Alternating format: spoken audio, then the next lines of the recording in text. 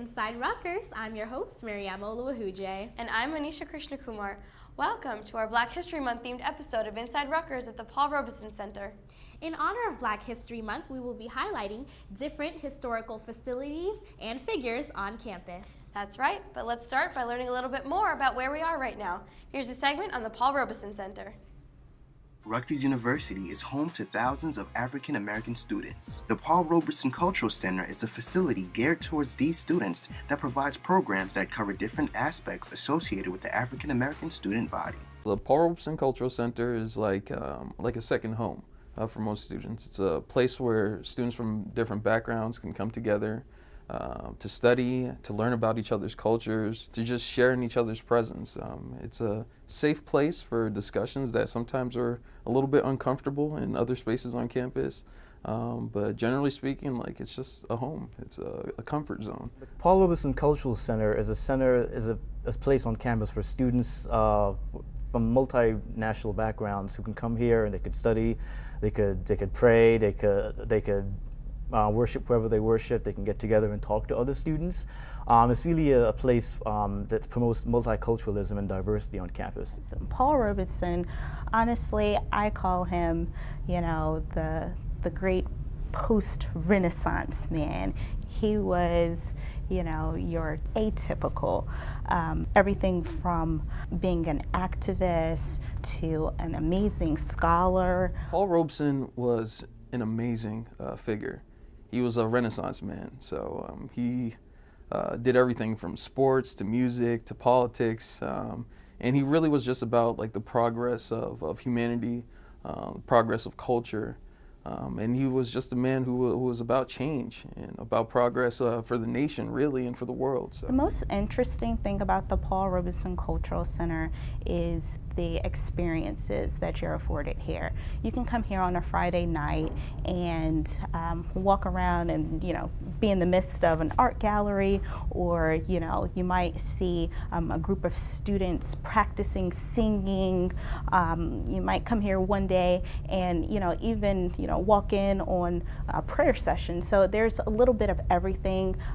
It's a safe place for cultural activity, and I feel like the community embraces it and makes good use of this space. The most interesting thing about the Paul Robeson Cultural Center, I would say, is the students. And I say that because there's so many different kinds of students that come to this center, different races, different religions, different classes, different creeds, different national origins.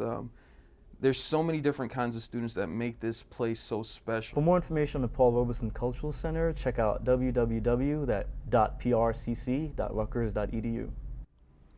The center hosts exhibits, films, theatrical performances, and much more throughout the year. Be sure to check it out. Paul Robeson was a strong Black figure that we can all look up to. Our next piece delves even more into strong Black figures and Black voices. In honor of Black History Month, our very own Nye Hodge hosts a roundtable discussion where students can discuss their opinions on issues we face today.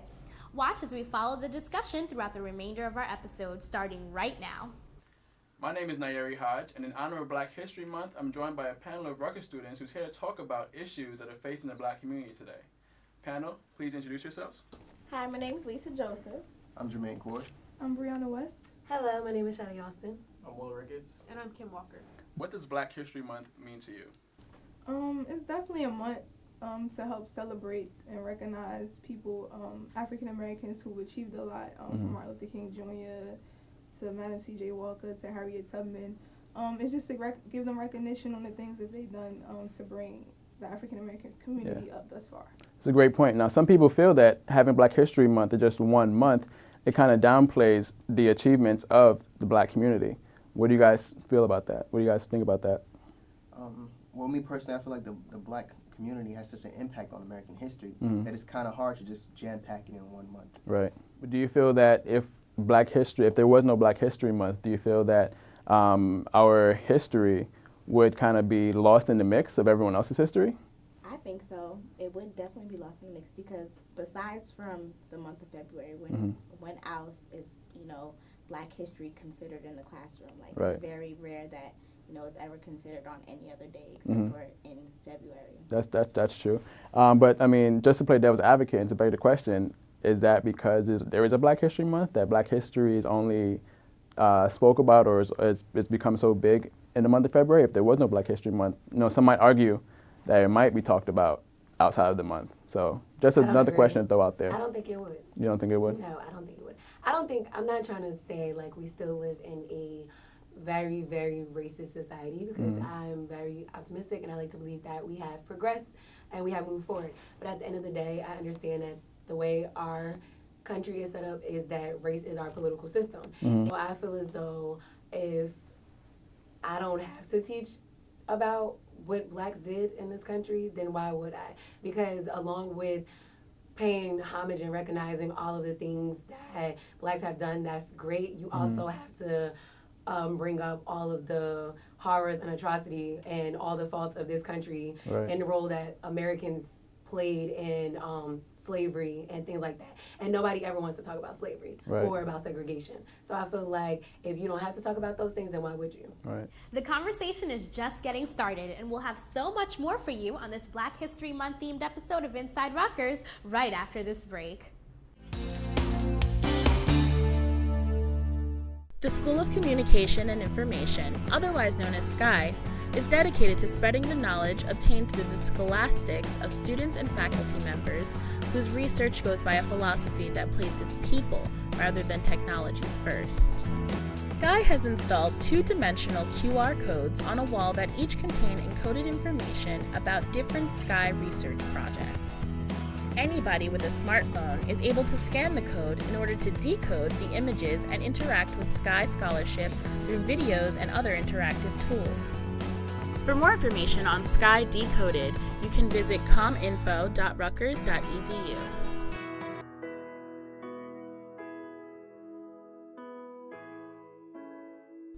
Are you feeling overwhelmed, stressed out about school, or struggling with substance abuse? Then CAPS is here to help. CAPS is the newly formed Counseling, Alcohol and Drug Assistant Program and Psychiatric Service offered here at Rutgers University.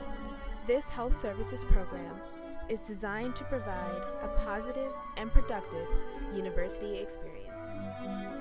CAPS offers various counseling services, educational and preventative initiatives, training programs, and much more.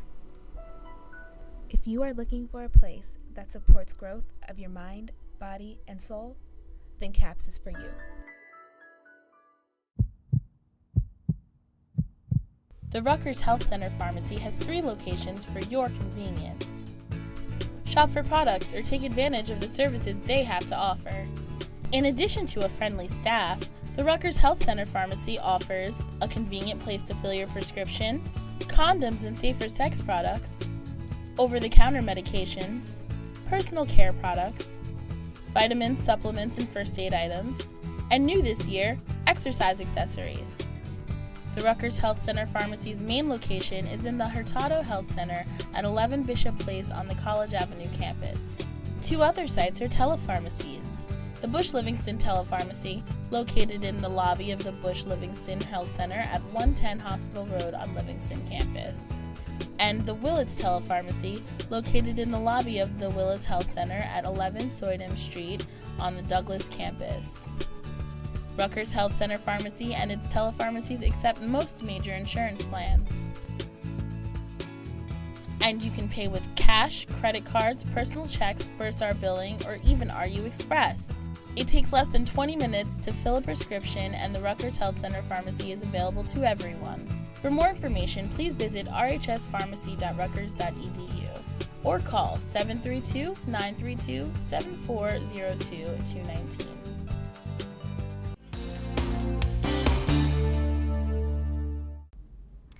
Thanks for staying with us for our Black History Month themed episode of Inside Rutgers here at the Paul Robeson Center. Let's jump right back into the discussion taking place in the RUTV studio. Is there ever a time where it's okay to quote unquote live up to the stereotypes or act in a way to maintain the stereotype? Maybe with a certain group of people? I think you should just be yourself regardless. Exactly. Like, because, you know, we all come from different communities. Like, even though we may all, like, you know, like, I guess, identify ourselves as being black, we all come from different communities, and, like, you should just be yourself and not have to worry about, like, the stereotype and whether you're going to live up to it or not.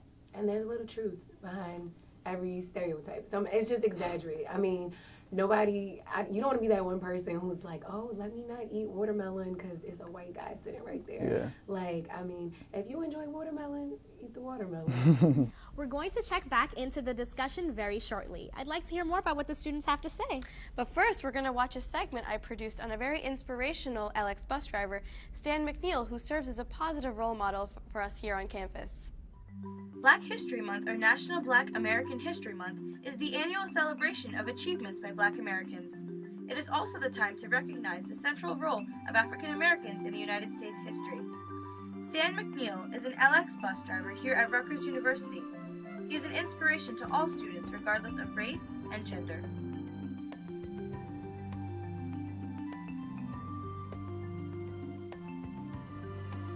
It's very inspiring to see these wonderful people have great inventions and do great things, and it's just an honor. For me, Black History Month definitely means celebrating all of the struggles and obstacles that African Americans have overcome. Black History Month means honoring everything African Americans have gone through in this country. The importance of celebrating our nation's differences and different cultures. We'd like nothing more than to learn about Stan's views and the views of other students on Black History Month. Well, we just celebrated Martin Luther King Jr.'s birthday, and he's definitely, I think, a role model to not only African Americans, but to everyone still living today. But also, I do admire Sojourner Truth, who was a women's rights activist, and she also helped to free slaves. Thurgood Marshall. I thought he was a key member of the civil rights movement that was able to show people that, you know, minorities can get ahead in life, and there's nothing to stop them, because he ended up being a justice on the Supreme Court. Black history has enabled one of Rutgers' most encouraging bus drivers to be a constant inspiration to the students of this university. Stan's awesome. He's very upbeat. He shows me how, you know, a simple bus driver can be a huge inspiration to me by, you know, talking to me, telling me to keep moving forward. And he has an encouraging and a very positive message that he shares with the students. Just the way he carries himself, it inspires not only African Americans, but all students. We're born to just love. I just feel it so strong right now. Great job on that segment, Aneesha. You know, Stan is my role model, and I look forward to getting on his bus every single day. I agree. He's an inspiration to us all, and he got really emotional during the interview. He's such a great guy. You know, speaking of passionate conversation, why don't we check back into the discussion going on in the studio? Great idea. Take it away, Nye. Yeah.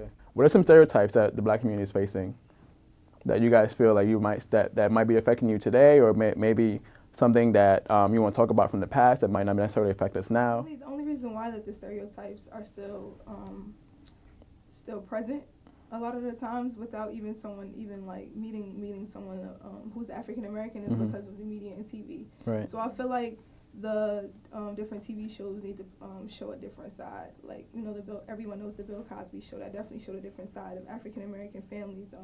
They exist, so we need to definitely bring that back. Yeah. And then going off of TV shows, I mean, there's a lot of producers out there, Tyler Perry, and, you know, there's a lot of shows on BET, for example, that they don't necessarily shed Black people in a good light. I mean, granted, you know, it's for comedic relief and it's for comedy. It'll be interesting to see more intelligent, you know, portraying Black people in a more intelligent light, rather than always about the jokes and always.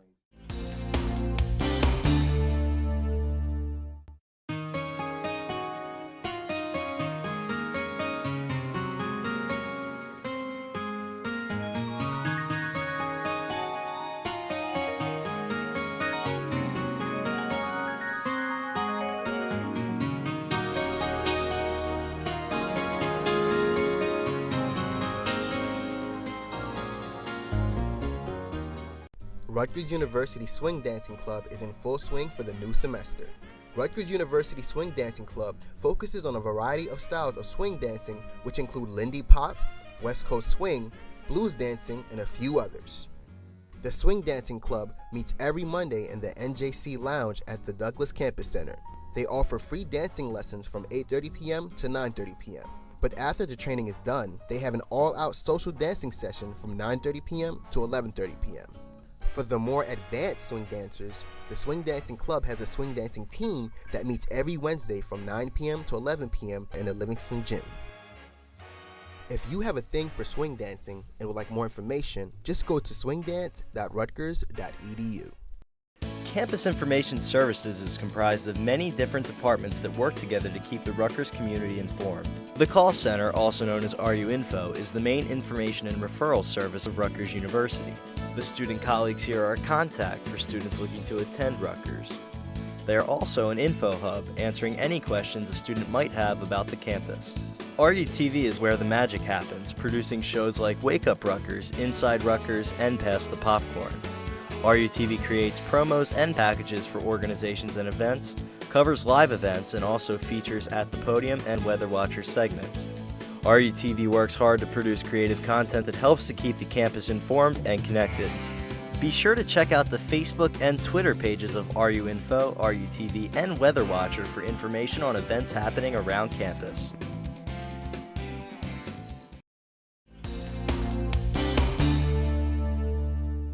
Thank you so much for staying with us. If you're just tuning in, we're at the Paul Robeson Center for our Black History Month themed episode of Inside Rutgers. Did you know that the Crossroads Theater in downtown New Brunswick is historically an African American theater? Well, let's find out more about how they got their start.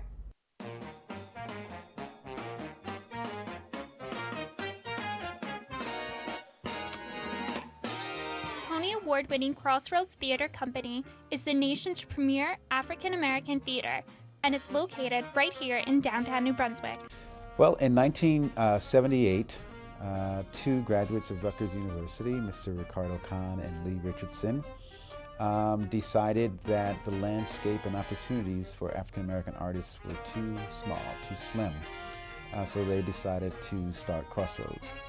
They graduated from Rutgers 2 years prior. In 76, opportunities that they had required you to either dance or play a drug addict or something, and they were interested in telling real, authentic stories about the African American experience. So 2 years after graduating, they started Crossroads. We produce plays that engage the audience so that they have an experience that they cannot get anywhere else. The mission of the theater is about exploring the experience, the entire African diaspora. So it doesn't necessarily have to be African American. We're interested in works by people of color throughout the country. And our goal is to give them an experience they can't get anywhere else.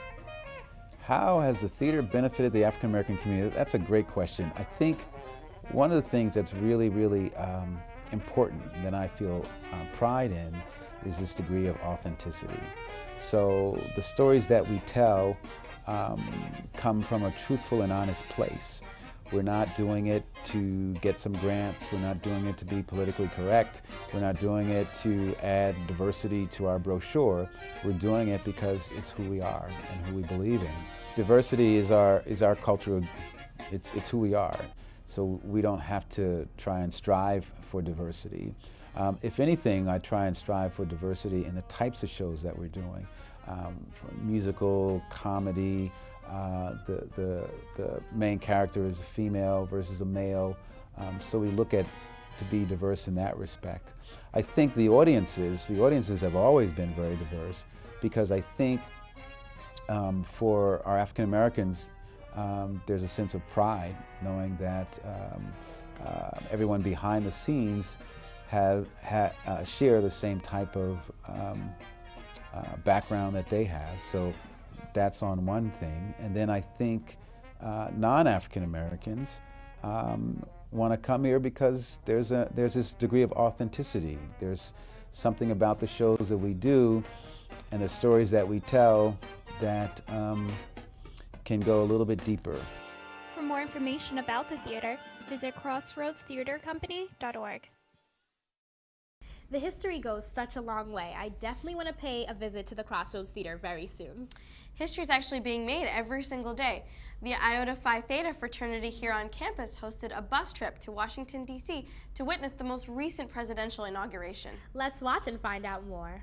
I, Barack Hussein Obama, do solemnly swear that I will faithfully execute the office of President of the United States. Members of the fraternity Iota Phi Theta organized a trip for Rutgers students to travel to Washington, D.C. for President Barack Obama's inauguration. For him to be inaugurated is, like, I guess, an honor for him and for us to actually be there to watch that, so it's a big thing. I believe that Obama's second term for African Americans, it gives them the opportunity to just prove everybody right for voting for him. I believe that Barack Obama's second term proves more than what critics may imply. It just proves that there's no feat great enough to be left unconquered, that with a little faith and hope anything is possible. Barack himself, he finished off a dream that African Americans didn't think they would be able to achieve. So growing up, if you're a kid and you're thinking about, oh, I want to be a politician, oh, I want to be the president, it actually seems more possible now. Students going to the inauguration boarded a bus at 2 o'clock in the morning to witness history with America's first black president being sworn in for his second term on Martin Luther King Day. This is only the second time in history that the inauguration of a president has landed on the holiday. With the 50th anniversary of the historic March on Washington coming up, what better way to celebrate with the second inauguration of America's first black president? I'm going to the inauguration because I think this is like a once-in-a-lifetime thing for me. I don't know when, if this will ever happen again. I'm going because I think it's going to be a wonderful experience to be out there with all those other people who are in support of President Barack Obama, and I think that it's just going to be a wonderful experience, and I didn't want to pass up on it. Seeing a black president definitely has made a lot of progress, and I don't know, or anybody knows, when we're never going to see another black president, so I definitely want to go out and support Barack Obama. I think Barack's re-election will just be a great thing in our history as just the milestones that we've come through and that we've come past, and I think that it'll be a wonderful thing to look back on, and it'll set a reminder for everyone else later on, even after his term is over. Personally, having a black president definitely shatters glass ceilings. There's no reason for you to say I can't do this or I can't do that because I'm black, because at one point you couldn't even be president if you were black, and that's been shattered, so why not shatter more glass ceilings? It means progress to me because, we're slowly making our way up in society, but we're still looked down upon as like the inferiors. So I think this is kind of like a great thing for us and for me because, I get to stay in school. I get to get an education and hopefully do something that will influence the future. Blacks definitely have a lot more opportunities now. It took us, I don't know how long to get a black president. Now that we have one, I know we're definitely have a lot more chances to get a black president in the future. Me personally, it's just another reminder of the fact that I could do anything that I really put my mind to, and that anything is really possible. Definitely give them more hope. At the end of the day, that's Barack's re-election will give them more hope. With common effort and common purpose, with passion and dedication, let us answer the call of history and carry into an uncertain future that precious light of freedom. Thank you, God bless you, and may He forever bless these United States of America. The presidential inauguration was beautiful, Mariama. I caught it on TV, but being there must have been a life-changing experience. Obama has truly paved the way, and the discussion in our studio touches on this very heavily. Let's check back in one more time to hear more about our students' opinions. What does the term selling out mean to you guys? Well, I feel like it's a very ignorant term because a lot of times it's connected with being intelligent. It's connected with speaking articulate. It's connected with wanting more out of life. Right. So I think it's a very ignorant term. Now, the term selling out comes up a lot in minority communities in general. Why do you guys think that is? I would say because I would blame it on the education system. First, people need to realize that unfortunately the American system was kind of trained and brought up the way it was to dumb down African Americans. So if a school system, let's say, first recognizes and lets people know that, and I think people's aspects of that will change because if you know that first originally African Americans were taught to be a dumber version of everyone else who lived in America, then they'll start to see that maybe, hey, becoming more intellectual or speaking in a more proper tone is something that you should consider and actually want to do in life. So I feel like I would blame it on the education system first. We need to make sure that our schools are doing their job and letting people know that you have to learn how to code switch. You can every culture has their jargon, their slang, but you have to know you have to be more proper and professional. Definitely. It's actually a part of how you're raised as well. Your support system, your family, how they preach education and going to school and bettering yourself. Right. And that has a lot to do with it. I mean, some people may look at it as like selling out, but you're trying to do better for your family and yourself. So, I mean, if whatever helps you, go for it. Yeah. We don't just talk about politics here, we experience it. It's engaging, transformative, phenomenal, encouraging, enriching. Eagleton Institute. The Eagleton Institute. Eagleton Institute of Politics. Hi, I'm Ruth Mandel, Director of the Eagleton Institute of Politics. We're delighted to share the Institute with as many students as possible in the Rutgers community and beyond. Welcome to Eagleton. Located on 191 Riders Lane at the Woodlawn Mansion, the Eagleton Institute of Politics has been part of the Rutgers community since its inception. The Institute focuses on how contemporary political systems work, how they change, and how they might work better. The Institute is home to 2 specialized research centers, the Center for American Women in Politics and the Eagleton Center for Public Interest Polling. The Institute also offers a variety of programs, lectures, and events. To find out more, please visit eagleton.rutgers.edu. Miss playing your instrument? Miss being a part of something great? Why not join the Rutgers Marching Band? For over 90 years, the RU Marching Band has been a symbol of tradition, excellence, and school pride. The band has an array of instruments and also plays many different types of music, ranging from traditional music to modern rock and pop. There is no need to audition. Students who have played in their high school band are welcome to join. For more information, please visit band.scarletnights.com. This is Mike. Mike is the president of the Stick Figure Advocate Club. He has his first meeting today. Unfortunately, he had some trouble getting the word out about his meeting, so no one showed up. He decided to call RUTV to get help promoting his club.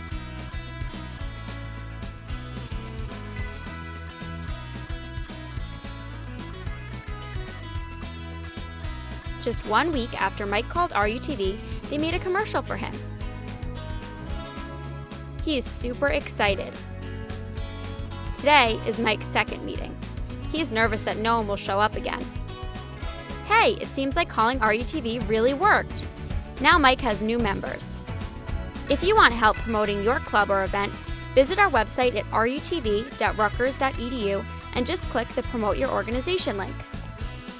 Visit our YouTube page at youtube.com/RUTV or call us at 848-445-1966. Welcome back. We've had a wonderful time hosting this Black History Month themed episode of Inside Rutgers right here at the Paul Robeson Center. Be sure to check out the center and all of its facilities all throughout the year. That's right. And if you have any comments or suggestions for our next episode, please email us at rutv_InsideRutgers@email.rutgers.edu. And if you missed any parts of this episode or past episodes, be sure to check out rutv.rutgers.edu. Thank you for watching, and we'll see you next time. Bye-bye.